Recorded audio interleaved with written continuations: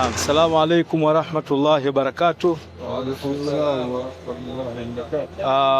Tuko hapa alhamdulillah leo katika kuangalia namna gani tunaanza ujenzi wa Darul Maarif mkoa wa Katavi, kama ambavyo tulivyokuwa tumezungumza huko nyuma kwamba mkoa wetu wa Katavi tuna dhamira ya kujenga Darul Maarif kwa ghorofa mbili, lakini katika hizo ghorofa mbili tutajenga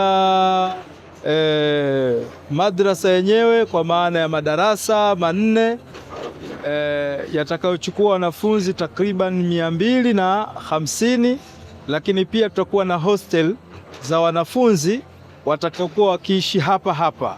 Hiyo itakuwa ghorofa ya kwanza, lakini ghorofa ya pili itajengwa ofisi ya BAKWATA mkoa wa Katavi, na kama mnavyoona tayari taratibu zimekwisha anza za kusafisha eneo, na mradi huu tunakadiria utachukua bilioni 2.3.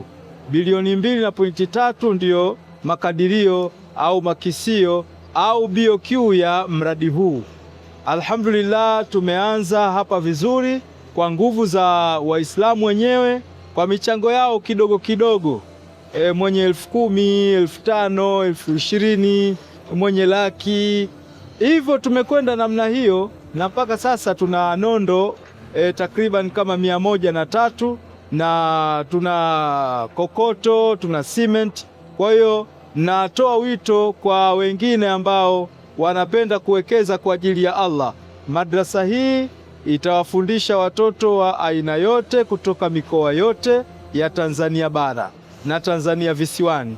Kwa hiyo tunawakaribisha ambao wanataka kuwekeza kwa ajili ya Allah waje wawekeze hapa mkoani Katavi, msikiti mkuu wa Ijumaa.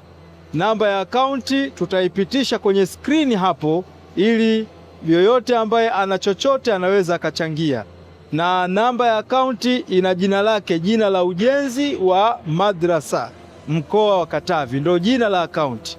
Kwa hiyo tunawakaribisha wadau wote wa maendeleo ya Kiislamu waje watuunge mkono, kwa sababu ndo kwanza tunaanza na jambo hili ni kubwa.